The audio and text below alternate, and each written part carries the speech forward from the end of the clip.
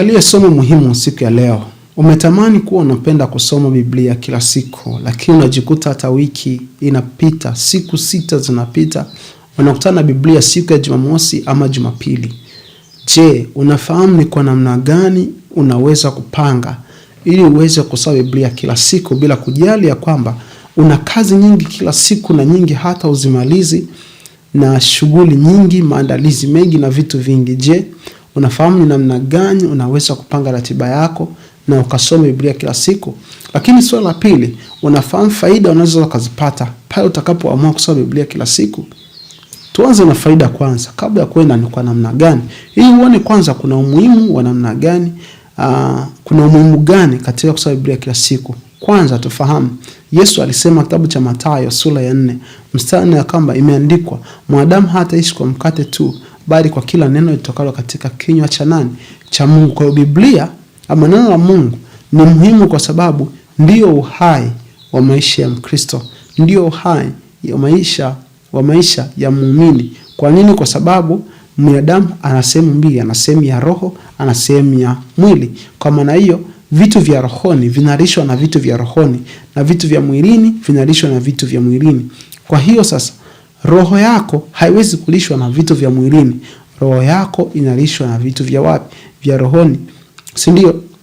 Neno la Mungu ni roho. Kwa maana hiyo sasa unahitaji neno la Mungu ili kupata uhai wa kiroho. Lakini pia tufahamu ya kwamba mwanadamu maisha yana changamoto nyingi. Anahitaji kujifunza, anahitaji maarifa na hekima. Na Biblia imesema kumcha Bwana ni chanzo cha hekima. Kwa hiyo sasa ili uweze kuishi na kukabiliana na changamoto za kila siku na kuyashinda majaribu ya shetani, basi unahitaji neno la Mungu kila siku. Kwa sababu ikiwa kila siku unaishi, basi amini ya kwamba kuna changamoto nyingi unazokutana nazo, vikwazo vingi unavyokutana navyo, hutavishinda bila neno la Mungu. Kwa sababu vita vyetu si juu ya damu na nyama, si ndio? Hatupigani kwa jinsi ya mwili. Mashambulizi mengi yanayokuja yanasiri katika roho. Je, utawezaje kwa maana hiyo ikiwa hauna neno la Mungu ndani yako? Utakuwa na nguvu kidogo za kukusaidia kushindana na shetani. Kwa neno la Mungu kila siku lina umuhimu sana. Kuna changamoto utakazokutana nazo unaposoma Biblia asubuhi.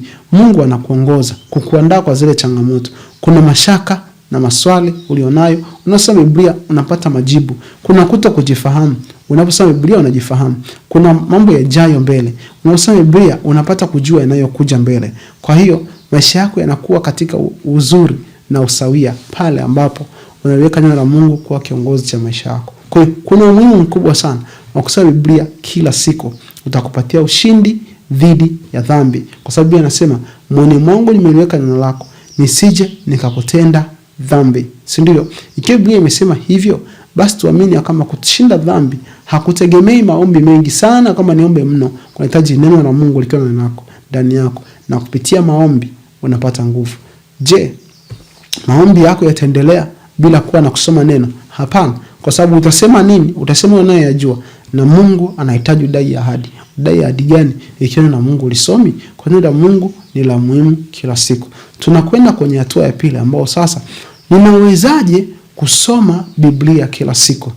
Jambo la kwanza ni kujua kwamba unahitaji. Ukishaijua unahitaji, unabidi upange ratiba. Panga ratiba kila siku asubuhi. Epuka kupanga ratiba ya kusoma Biblia usiku. Ya kama mimi nitasoma Biblia wakati usiku umefika ndipo nitasoma Biblia. Hapana. Kwa sababu gani?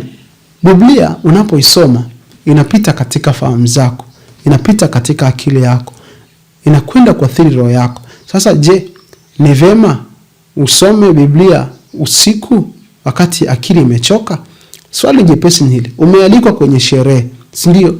Umealikwa kwenye sherehe moja nzuri sana. Kuna vinywaji vya kila namna, kuna vyakula vya kila namna, na kuna vyakula unavyovipenda na kuna vyakula usivyovipenda, na vyakula je, utaanza kusema mimi kuna chakula fulani nakihitaji? Je, utaanza na kile chakula unachokihitaji ama utaanza na vingine vya kawaida ni shibe kwanza nyingine nikale kile? Hapana. Bila shaka unapokwenda kula chakula kwenye sherehe, utabidi uangalie sana vile vyakula unavyovipendelea, vitamu kwako. Ndivyo utakavyoanza navyo wakati bado tumbo ni tupu, ili uvifurahie. Je, uone mfano huo unaweza kutusaidia sisi? Muda mzuri wa kusoma Biblia ni asubuhi, pale ambako bado akili yetu hajaingiza matatizo ya siku nzima, ili tuweze kufurahia neno la Mungu. Pale ni ambapo ni asubuhi. Hivyo ni muhimu sana kupanga ratiba yako ya kusoma Biblia asubuhi. Je, ni wakati gani? Ikiwa shughuli zetu wengi tunaokaa mjini ni za mapema sana, tunatakiwa kuondoka nyumbani saa 11, wakati huo anafika kazini saa 2 kwa sababu ya umbali. Hasa wanaokaa maeneo kama Dar es Salaam, inakuwa ni changamoto sana pale ambako anaondoka mapema na anachelewa kufika kazini kwa sababu ya changamoto za usafiri. Sasa tunakuja kwamba mwambie Mungu akuamshe mapema. Panga ratiba. Ikiwa uweze kuamka mwenyewe, Mungu akusaidie kuamka.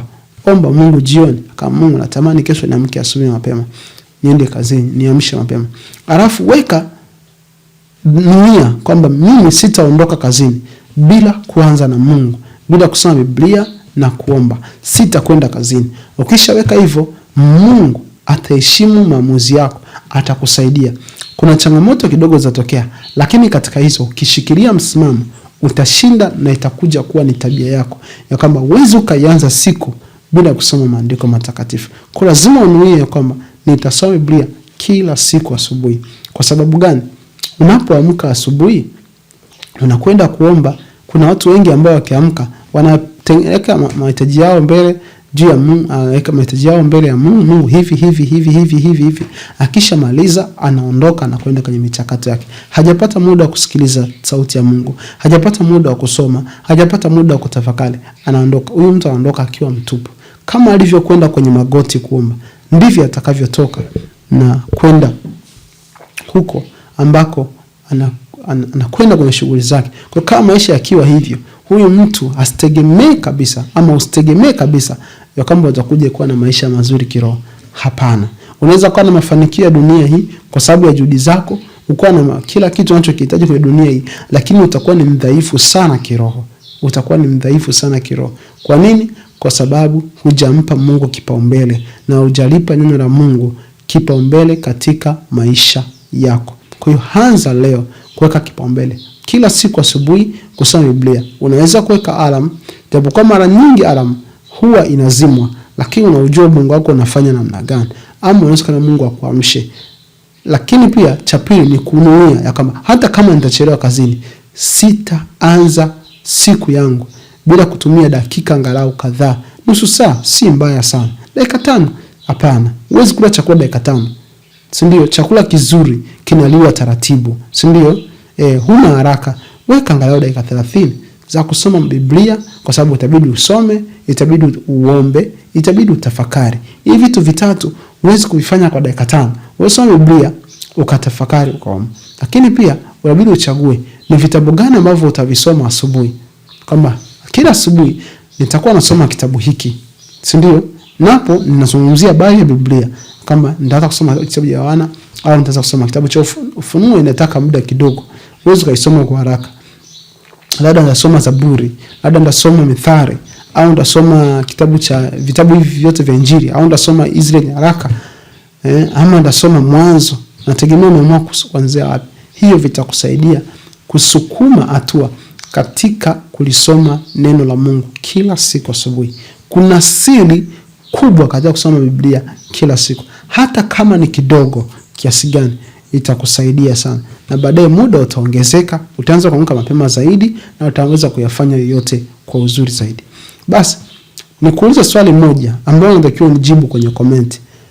Ni changamoto gani unayokutana nayo hasa unapoamua kusoma Biblia kila siku asubuhi? Ni changamoto gani ambayo umekutana nayo unaposoma kila siku Biblia asubuhi? Lakini na ni faida gani umezipata pale ulipoamua kusoma Biblia kila siku asubuhi? Ni kwa ajili ya kumtia moyo mtu anayefikiria kuacha kusoma Biblia kila siku akiwa ni jambo la kawaida. Lakini ushuhuda wako na changamoto ulizopitia zinaweza kumsaidia mtu kupiga hatua. Usiache kuweka comment ya kama ni changamoto gani umekutana nazo kila unaposoma Biblia asubuhi. Lakini pia ni faida gani umezipata pale ulipoamua kusoma Biblia kila siku asubuhi. Nakutakia siku njema. Kumbuka kusubscribe, kushare, kulike hii video kwa ajili ya faida yako mwenyewe baadaye, lakini faida ya watu wengine kuweza kuzitazama kwa upana. Asante, karibu tena.